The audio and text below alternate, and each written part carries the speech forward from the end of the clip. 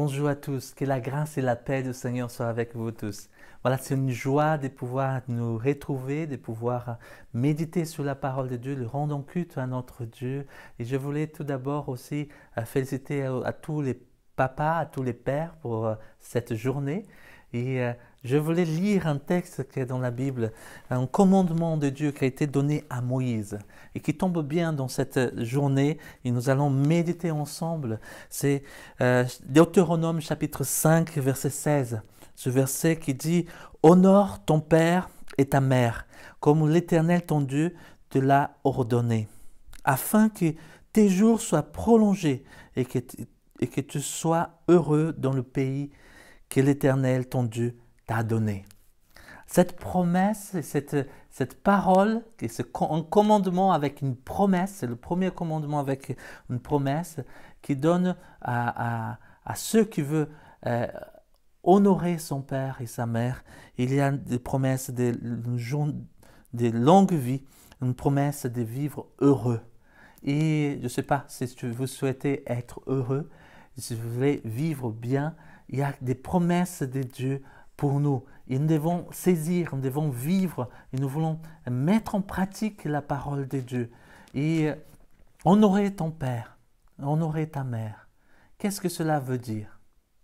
Mais je voulais aussi, dans cette journée, saisir cette pensée aussi que nous avons un Père céleste. Nous avons un Papa. Et que nous sommes appelés à vivre dans les promesses de Dieu, à l'honorer aussi, à pouvoir donner gloire à notre Dieu. Et comment vivre cela? Comment être au bénéfice de toutes les promesses de Dieu et comment nous pouvons honorer le Seigneur notre Dieu. Et en méditant sur la parole cette semaine, j'ai tombé sur ce texte parce que Jésus, il va présenter Dieu d'une façon révolutionnaire. Et il va présenter Dieu à ses disciples comme un père, comme un papa.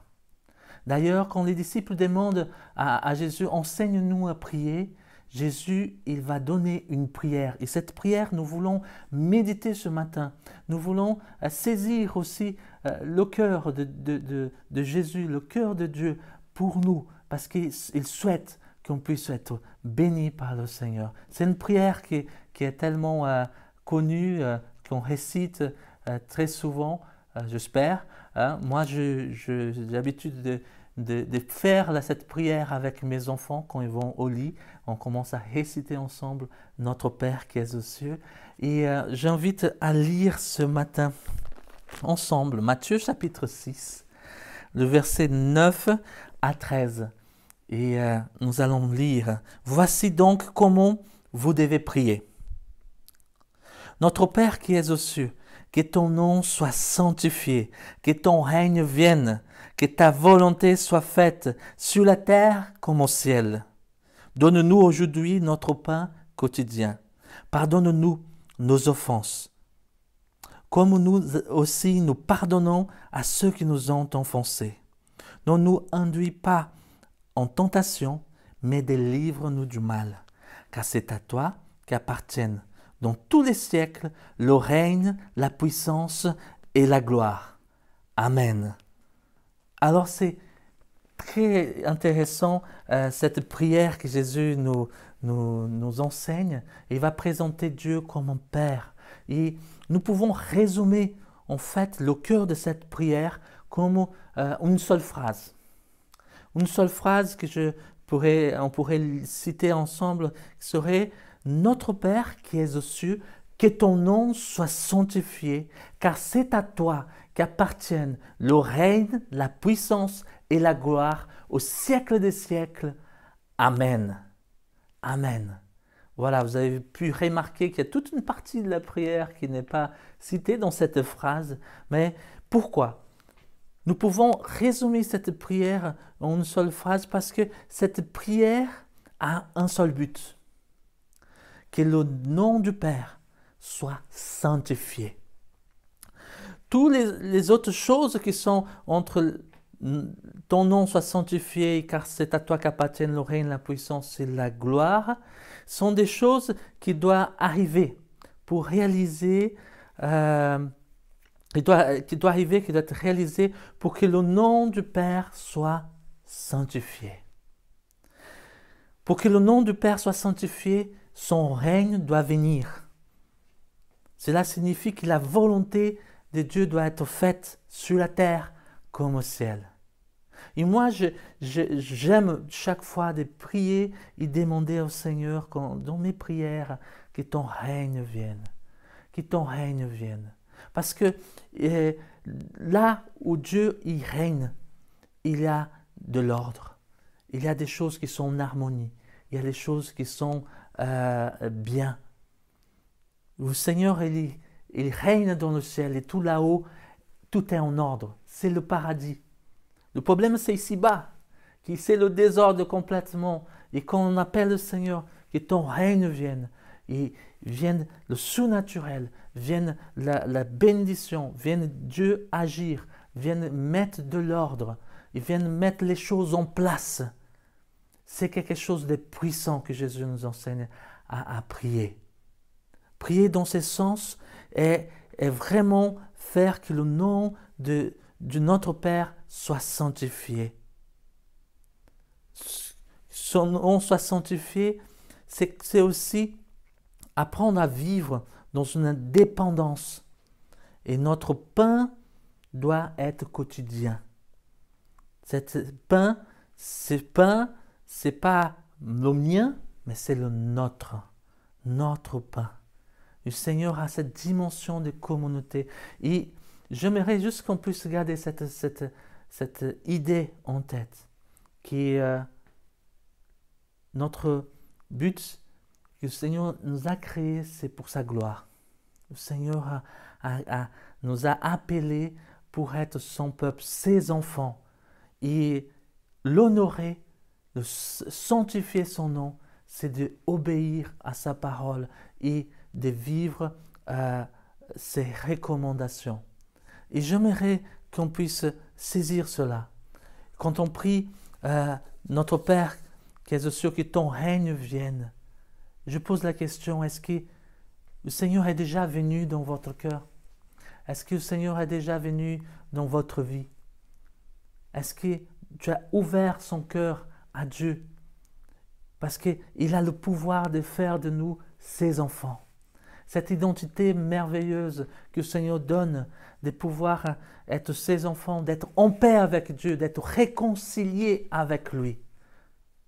Il fait partie de son peuple. Vous savez que dans l'histoire, dans la Bible, parle que dans l'histoire de l'humanité, il y a un temps qu'il y a eu une rébellion dans le ciel.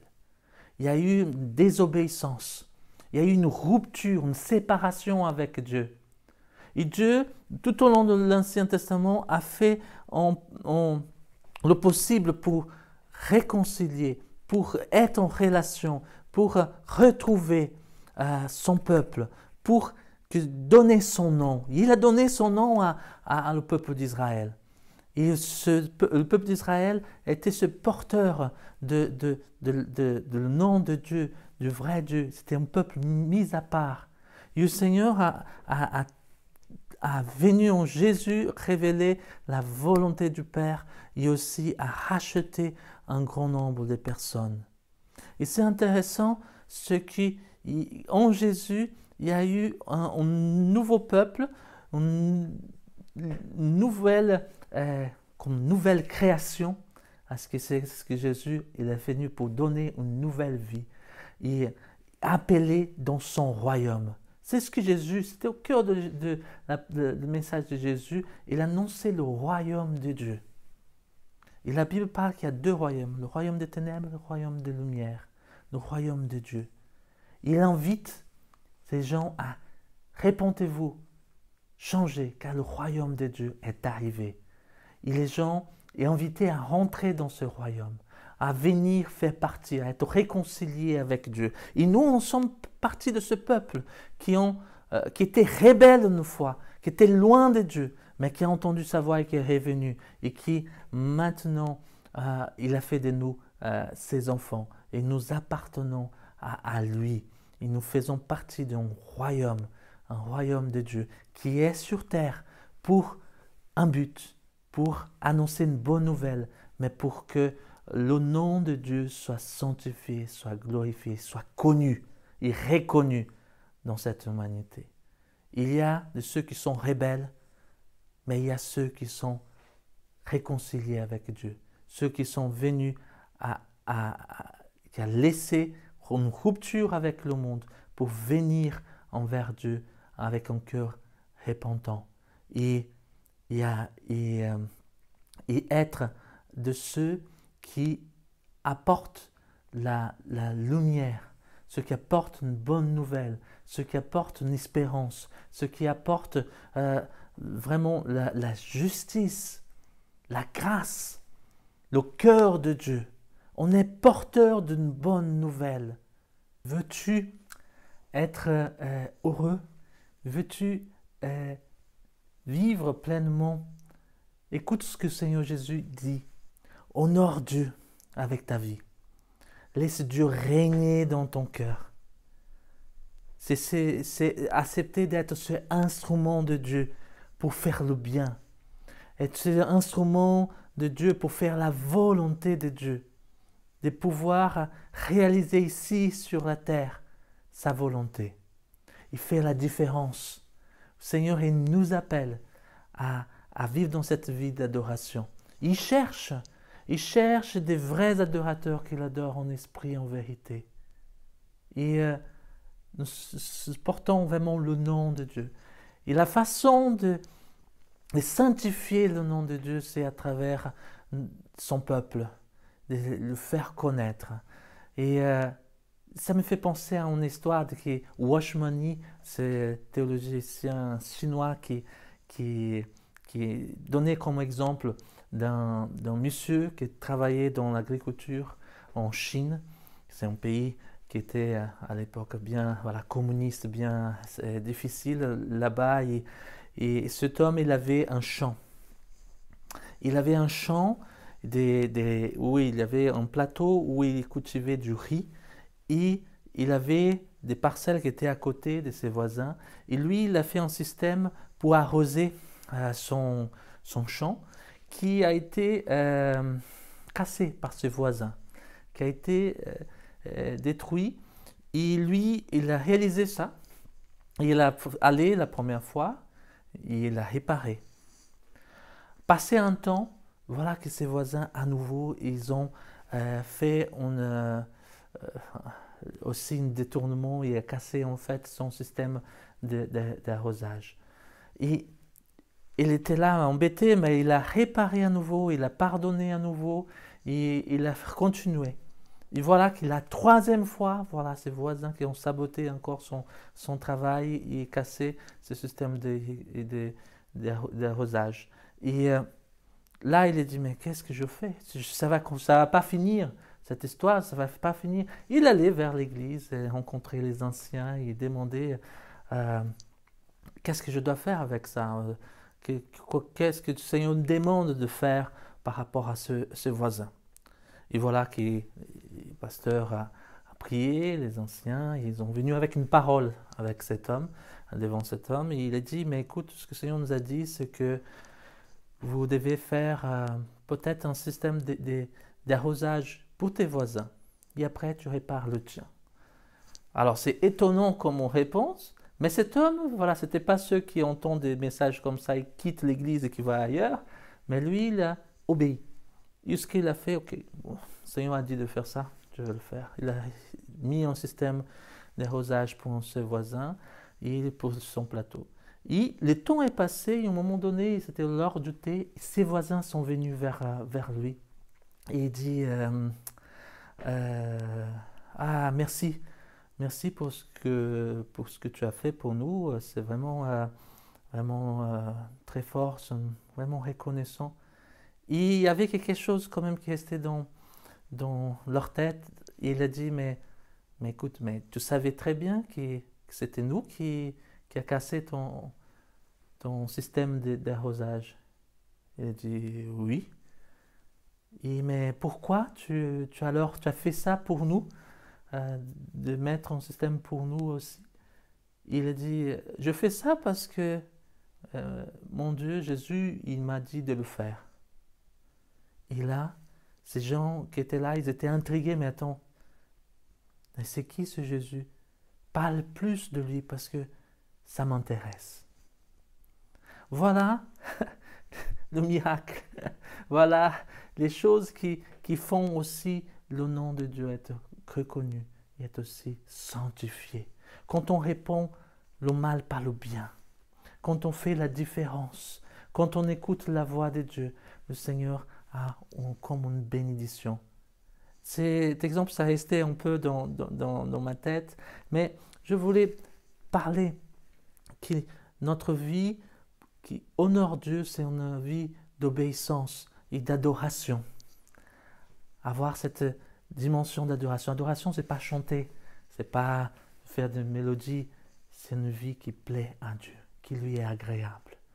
Et qu'on puisse avoir cette ambition, Seigneur, de honorer ton nom ici, autour de nous.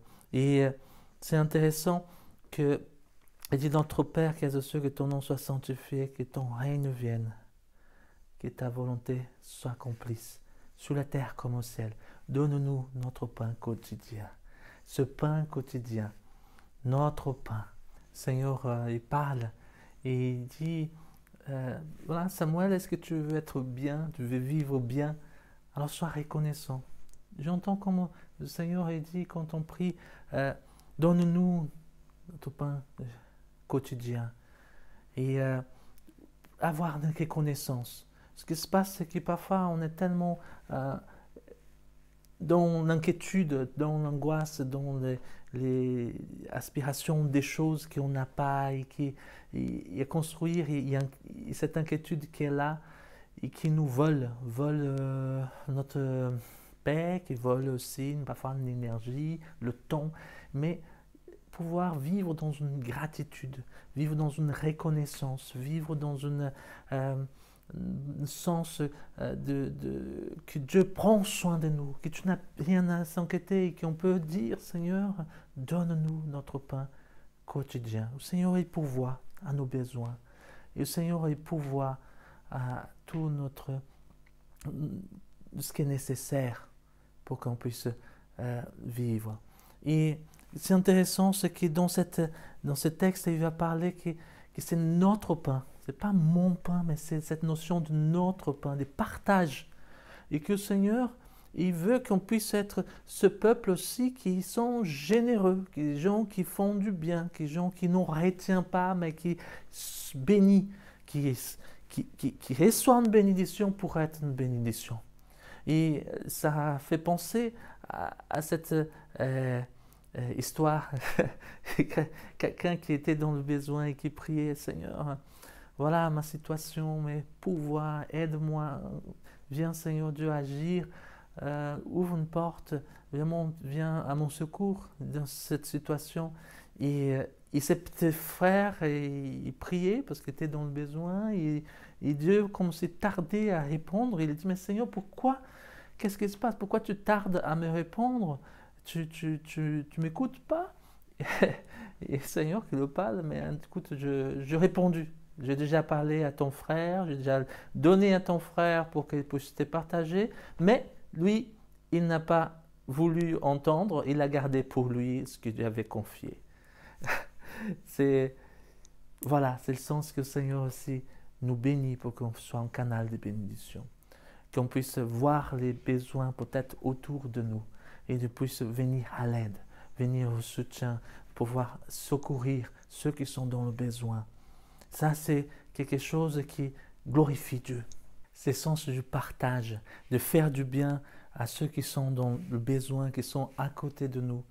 Dans la Bible, quand on parle des pratiques religieuses, du sermon de montagne, par exemple, quand Jésus signe cette prière, il va parler des trois choses qui sont des pratiques dans plusieurs religions, qui c'est le jeûne, qui c'est la prière et l'aumône. Et en fait, l'aumône, c'est aller vers ceux qui ont besoin, avoir la miséricorde pour ceux qui sont dans une situation difficile. Mais parfois, nous, on a aussi un regard très négatif, en fait. Parfois, c'est quand on va donner l'aumône, c'est vrai, c'est avoir la pitié pour les personnes. Mais dans le sens biblique, l'aumône, c'est quelque chose qui fait partie de ce qui est le sens de justice. Tu n'as pas, je partage avec toi.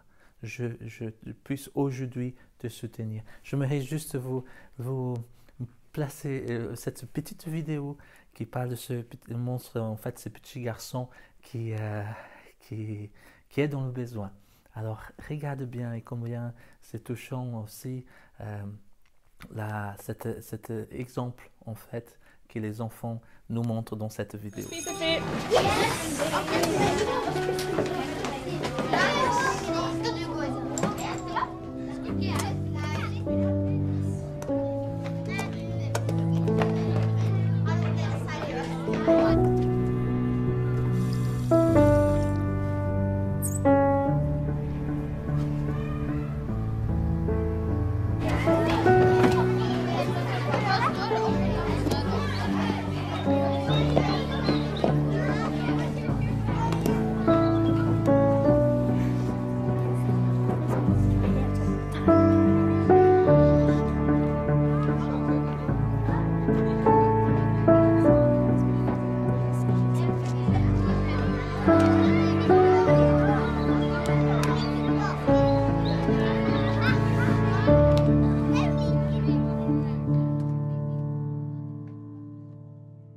Voilà, cette vidéo, elle m'a touché et c'est vrai que c'est un exemple de partage, de pouvoir venir faire du bien à ceux qui sont autour. Et c'est une façon qu'on peut glorifier Dieu, qu'on puisse faire du bien avec ceux qui sont autour de nous et entrer dans cette dynamique d'être généreux.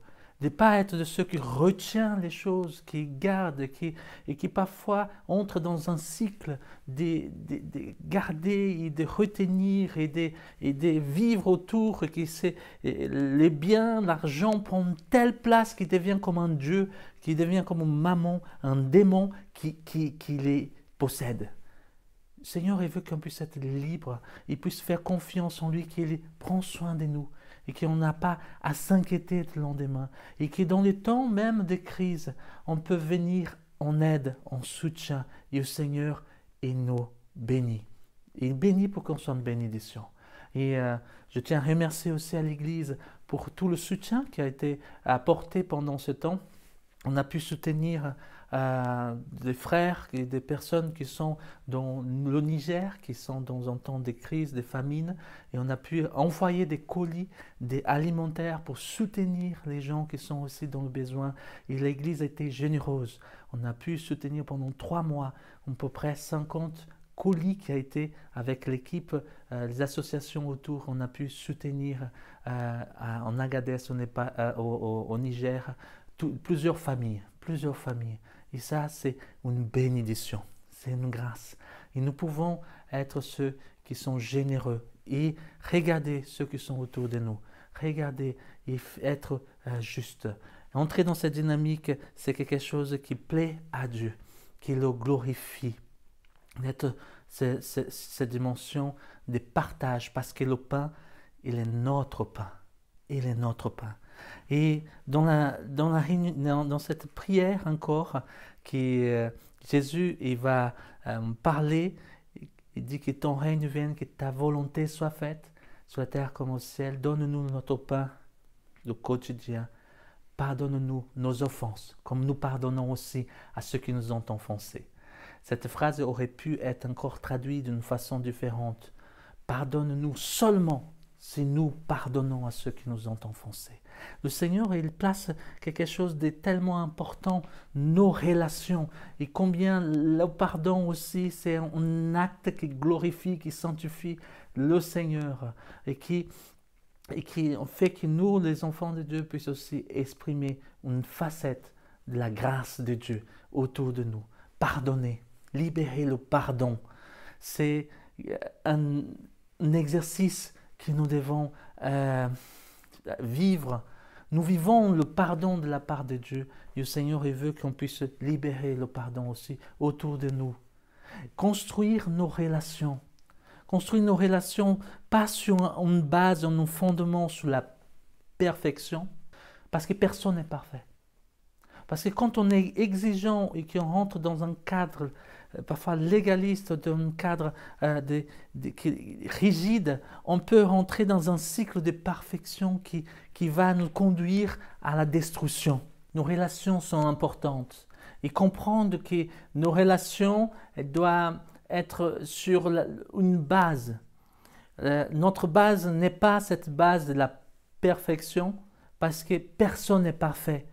Et les personnes ne peuvent pas t'aimer de manière parfaite. Ils vont nous décevoir, ils vont nous trahir, ils vont faire des erreurs, ils vont nous blesser. Et ça, c'est des choses qui on est confronté dans différentes sphères dans notre vie. Mais le Seigneur, il ne veut pas qu'on soit cette vision rigide, cette vision que les gens doivent être parfaits et dans ce cycle de la perfection, parce que le cycle de la perfection, c'est quoi? C'est que les gens vont forcément faire des erreurs. Il y aura une transgression. La transgression vient de la dissimulation, la tromperie, les mensonges, les cachettes, la frustration, ça va venir la culpabilité, et vient aussi la destruction. C'est un cycle, des choses qui nous amènent à une destruction, à une rupture. Nos relations ne doivent pas être sur cette base de perfection parce que personne n'est parfaite. Notre base doit être celle que le Seigneur nous donne, c'est celle du pardon. Combien le Seigneur, il est bon pour nous.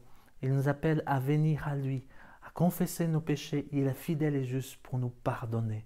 Combien de chances le Seigneur nous donne de nous pouvoir nous régénérer, de pouvoir nous transformer. Chaque jour, ses bontés, sa miséricorde se lèvent pour nous et nous pouvons ouvrir nos cœurs et nos erreurs et vient pour nous pardonner, pour nous relever. Mais son but, c'est de nous transformer. Et le cycle du pardon, c'est pardon qui restaure, qui régénère, qui est comme rédempteur.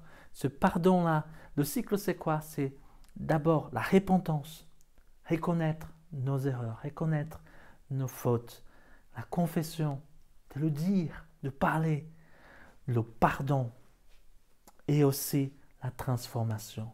Le résultat, c'est la transformation. Et le désir du Seigneur, c'est de nous transformer. Il veut agir dans notre vie, dans nos relations.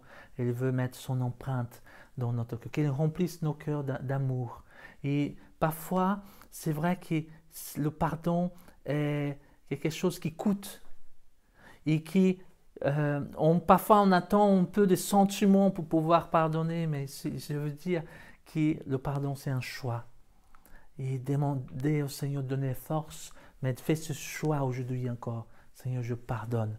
Seigneur, je libère parce que c'est libérateur le pardon. Et cela va glorifier le Seigneur, va pouvoir dire que tu es un artisan du bien, un artisan de paix. C'est lui qui veut faire la volonté de Dieu et qui obéit. Et cela réjouir le cœur de Père. Alors rentrons dans cette dynamique du pardon. Pardonne-nous, Seigneur, comme nous pardonnons à ceux qui nous ont offensés. Entrez dans cette dynamique. Demandez au Seigneur, Seigneur, restaure et que cette relation soit basée sur le pardon.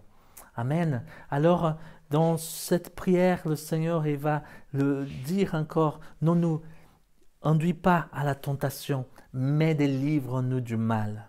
Cette prière, elle est bonne de le faire. Délivre-nous du mal. En fait, le Seigneur il veut qu'on puisse marcher devant sa face, marcher d'une manière intègre, manière digne de son nom. Parce qu'il y a des choses qui sont autour de nous, des tentations qui viendront et qui vont vouloir nous détourner, qui vont vouloir nous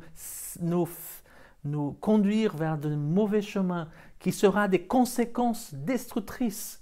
Et le Seigneur, il est là, il veut qu'on puisse prendre des bonnes positions, des bons choix et des décisions pour résister à la tentation, fuir le mal. La tentation, ce n'est pas un péché. C'est une chose qui sont autour de nous et qui sont comme des épreuves. L'ennemi va faire avec les circonstances, les choses, nous faire, essayer de nous faire prendre des mauvais chemins, de prendre des mauvaises décisions qui pourra faire des conséquences et qui peuvent faire énormément du mal. Jésus a résisté à la tentation quand quand il est confronté avec la parole de Dieu, il a résisté la tentation à travers la parole de Dieu. Il faut se nourrir de la parole. Il faut savoir la volonté de Dieu et pouvoir résister au diable. Résister pour qu'il puisse fuir loin de nous. Alors la tentation, et là l'ennemi essaye de nous piéger. Il y a tellement de choses tout autour et qui nous aspirent, qui essayent de nous faire tomber.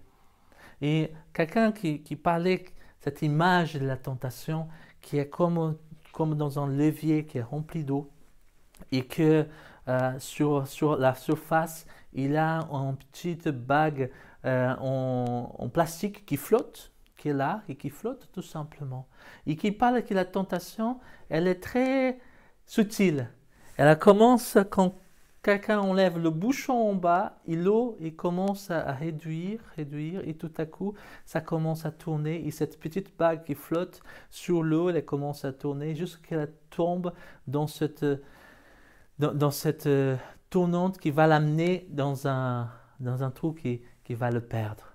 Il dit que la tentation, elle ne vient pas comme ça tout de suite. Il y a des tentations qui sont des conséquences terribles qui sont là et qui commencent tout doucement et qu'on doit savoir retirer à temps cette bague, sinon après c'est trop tard. Il dit des conséquences terribles. Et être attentif, veiller et prier, résister à l'ennemi. On doit être attentif à non pas jouer avec le péché, à jouer avec le mal. Parce que l'ennemi essaye de nous détruire. Et on est dans un combat, on est dans une lutte.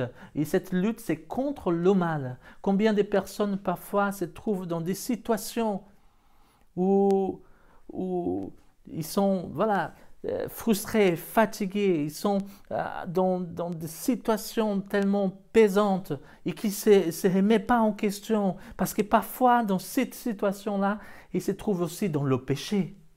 Et le péché, c'est quelque chose qu'on doit combattre, qu'on doit lutter et qu'on doit enlever ces choses de notre vie. Il y a un passage en hébreu qui me met en défi, qui me parle, c'est un verset qui me interpelle, parce qu'il parle de résister, de lutter contre le mal. Et Hébreux 12, verset 4, il dit « Vous n'avez pas encore résisté jusqu'au sang, en luttant contre le péché. » En luttant contre le péché, résister jusqu'au sang. Ça me met en défi, en parole, mais résister au mal. Délivre-nous du mal, c'est quand Jésus parle, c'est délivre-nous du malin. Le malin, il est là. Il veut nous faire tomber. Mais la chose la pire qu'il peut faire, ce n'est pas simplement de nous faire tomber dans un péché, mais le pire, ce qu'il peut faire, c'est nous rendre mauvais. Quand on devient méchant. Ça, c'est quelque chose que l'ennemi souhaite.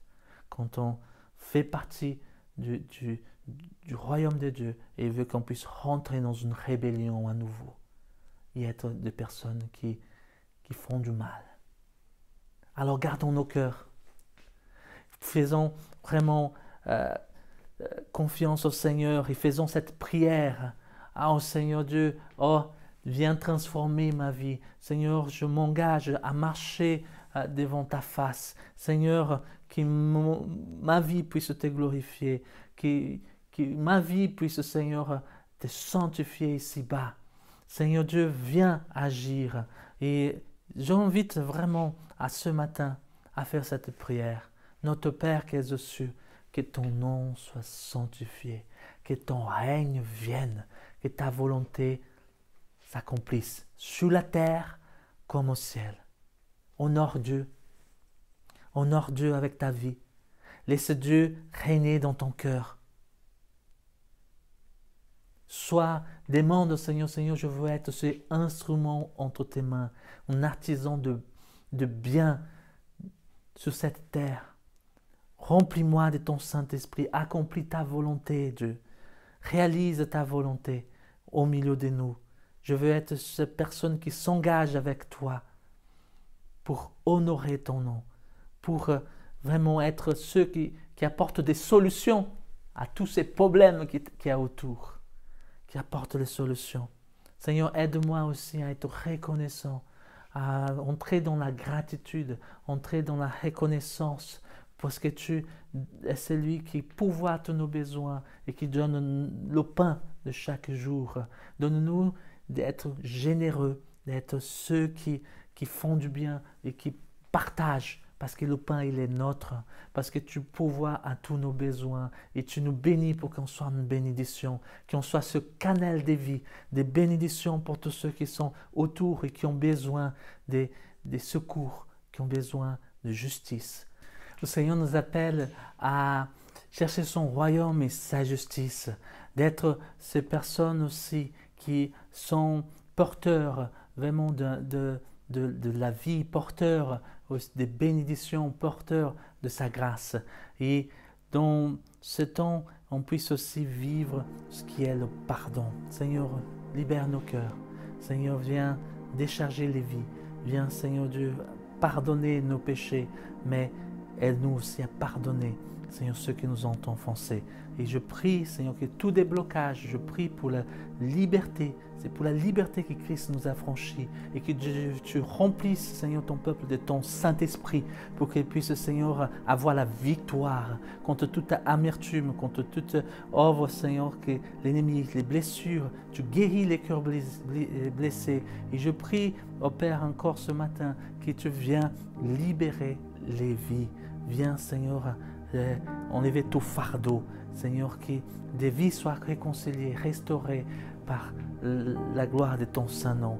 Qu'ils puissent vivre, Seigneur, ce cycle du pardon qui est la repentance, la confession, le pardon, la transformation. Transforme nos vies. Et je prie, au Père, que Seigneur donne force à ton peuple à lutter contre le péché, à lutter contre le mal, à résister à la tentation, à résister au diable. Et il fuira loin de vous. Nous, Seigneur, merci parce que tu donnes, Seigneur, la force. Tu ne donnes pas, ne permets pas des tentations qui vont au-delà de notre force. Tu es avec nous et tu ouvres aussi des portes pour qu'on puisse, Seigneur, sortir. Et je prie, au Père, que tu viennes à accomplir tes promesses, Seigneur, dans le cœur de chacun de nos frères et sœurs. Et comment, Seigneur, finit cette prière, Seigneur, car c'est à toi qui appartiennent le règne, la puissance et la gloire au siècle des siècles. Amen. Seigneur, merci. Merci Dieu, parce que tu fais de chacun de nous, de ces enfants, de ces artisans, ces ambassadeurs de ton royaume, et que tu viens vraiment trouver plaisir à ton Église, à ton peuple, trouver plaisir, ceux qui portent ton nom, que ton nom soit sanctifié, soit honoré, soit respecté, reconnu comme Dieu, 3 fois saint. Nous te bénissons parce que tu es Emmanuel, avec Dieu avec nous, et tu nous conduis dans tes voies. Alors que le Seigneur vraiment vous bénisse et que vous puissiez vivre pleinement cette prière. Faites cette prière. Notre Père qui es aux cieux, que ton nom soit sanctifié, que ton règne vienne, que ta volonté s'accomplisse, que sa volonté s'accomplisse dans votre vie. Elle est bonne, agréable et parfaite. Que le Seigneur vous bénisse et à très bientôt.